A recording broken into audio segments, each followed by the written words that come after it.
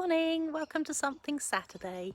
It's a beautiful day today. Hopefully by the time this video goes live it will also be a beautiful day. But of course I rugged up because it was kind of cold this morning and now I'm starting to feel a bit warm, to be perfectly honest. Anyway, today I thought I would show you this. I received this lovely card at some point ages ago, and I've just been sort of like contemplating it, and I just thought, I should do something with that. But then I didn't like quite like the style of it, so I've changed the style of it, and I'm now calling it's a wrap card. So let's go and make it. Okay, bye.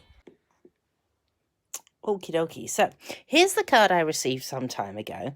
I think this is actually called an envelope card, and it just opens up like that. The only thing I don't like about it is the fact that it uses this little piece of designer series paper, and you kind of have to cut it off, and you get this. I just, yeah, would rather use a whole sheet of designer series paper anyway. So let's put that to one side. And this is the one that I designed. So this one does that, but the back of it's all decorated up as well. So I thought I would show you how to make this, and I'm calling it a wrap card. So it's a wrap because literally it wraps all the way around. So I thought that was quite an appropriate thing to call it, really. Okay, so this is actually made with designer series paper that has sadly now retired. Boo-hoo! But I have some new stuff. Don't you just love new stuff? All right, so in our new annual catalogue, new shiny annual catalogue, let's put my glasses on so I can actually see what I'm doing.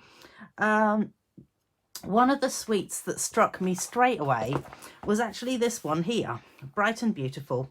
And I have absolutely no idea. Hang on a minute. Just going to make sure we're still in the frame. Yes, we are. Good. No idea why it struck me as so gorgeous, but I really love it. I love the fact that there's this balloon trio thing that that you can stamp into, because those images will stamp into it. And anyway, we are going to use the paper today. So out of all of it, that's what we're using. And the other thing that you definitely need for this project is some sort of grid underneath. So I like our grid paper. So the grid paper, $23 for 100 sheets. So 23 cents a sheet, I think that works out to. I think that's pretty economical when you consider that you get a sheet like this, which is centimetres on one side, inches on the other side, and until it ends up sticky, you can really keep using it, because even if it's got ink on it, like this one has a little bit of ink on it, that doesn't then transfer onto your card once the ink's dried anyway. So there you go. I will go with the cleaner looking side for you. All right. So you're going to need, let's show you the paper, shall we? So this is that Bright and Beautiful, maybe? Yeah, Bright and Beautiful paper is what it's called. So when you get your papers, these ones are obviously 6x6. It actually does tell you what colours on the little sheet that it comes with, that it actually goes with. So it goes with a few of our new colours. So Azure Afternoon, Berry Burst, Blueberry Bushel, Bubble Bath, Fresh Freezer, Lemon Lime Twist, Lemon Lolly, Lost Lagoon, Misty Moonlight, and Pretty Peacock. In fact, you know what? She goes with just about all of the new colours, except for maybe the in colours. Yeah, no, none of those are the in colours. So I reckon it goes with all of the new returning or brand new colours that are in the core range.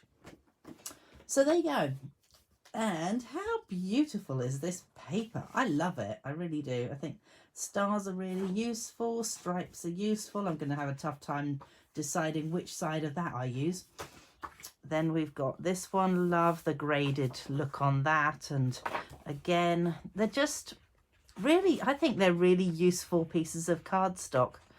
Let's just move those over. Then you've got that. How gorgeous is that? Hope you can see these all right. I'm just going to make sure that we are definitely, there we go.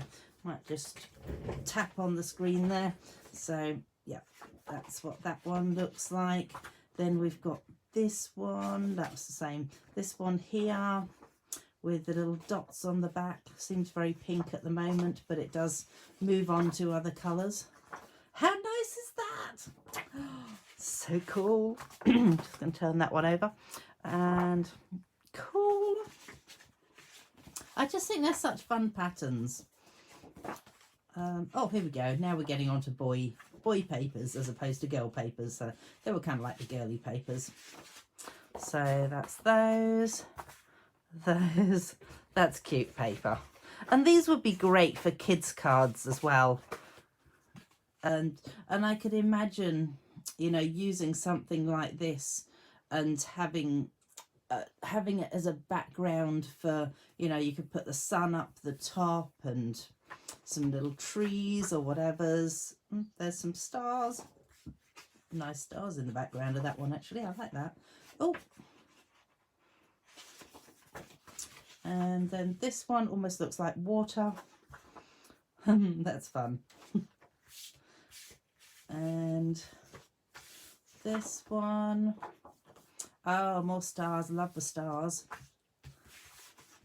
And then the last one. So that's all the different colours that you get in, or all the different pieces of cardstock that you get in that Bright and Beautiful Designer Series paper. We will just pop that back into there. I opened the packet and then the packet completely ripped, and I went, that's fine, you know what, it'll just fit in a sandwich bag. And thankfully it does. So go sandwich bags. So we're going to take a piece like this today. As you can see, I've started folding it already, but we have straightened it back out. And what you need to do is you line up this so that it is on these main lines here. Okay, then it's going to be a case of your card will open this way round. You want the larger flap to be on the opening side. So then what we then want to do is we want to have it so that you end up with the point being on the point of both of these. So let's see, have I moved this? Yes, I have moved the card. There we go, that's better. Nope, just, there it is. Sorry, I'm just making sure again that these points are in the right position. So then I can just move this up, and I want this to be straight. So if you look through this, you'll see that that is the line there. So I want that to be straight, and then I'm going to fold over the edge, and you want it so that this corner here and this corner here are pretty much up to the edge there.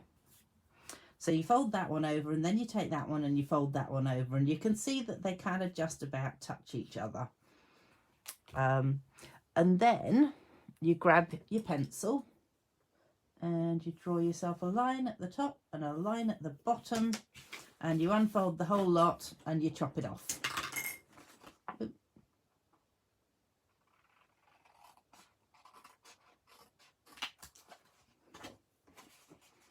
So there is a reason that I'm not sticking it to the card and then chopping it off, as you'll find out in a moment.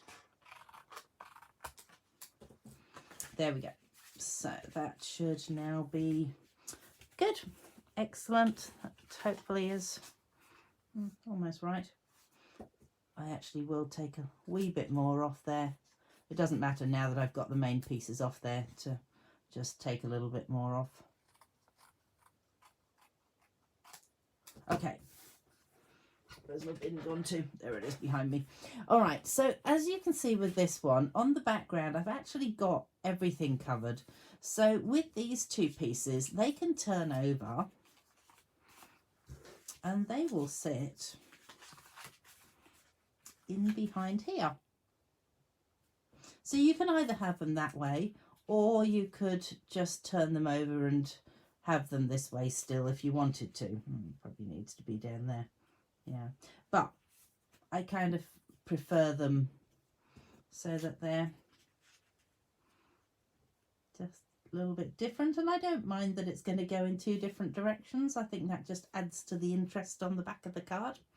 So obviously you want to stick these 2 pieces down first, so let's grab my stamping seal, just make sure that the end is there. So all I do with my stamping seal, if it's not sticky on the end, is I just roll it along until it gets sticky on the end.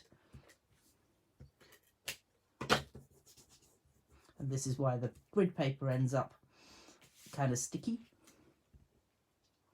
So then that can just sit straight into the corner there. Let's just move that into the corner. And it actually doesn't matter if you've got a little bit of pencil mark on here, because it's not going to show anyway. So there we go. So you see how it is a little bit dirty on there, but as I say, it's not going to matter because this will cover it up. So go this. So let's just add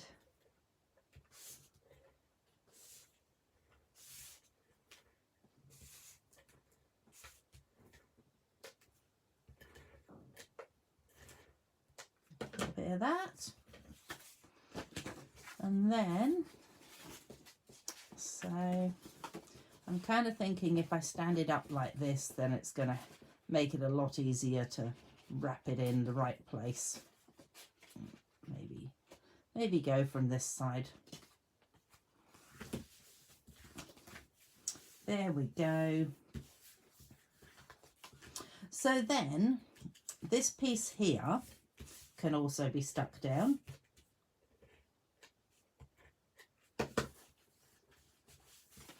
And this piece here, we will create something to go on top of there just to hold it in place. And that is my wrap card.